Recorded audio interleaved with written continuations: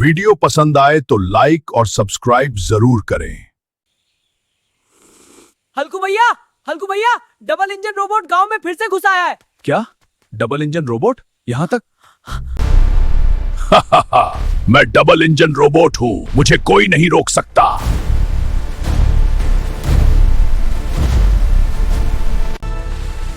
जब तक मैं जिंदा हूं, तू गांव को नुकसान नहीं पहुंचा सकता।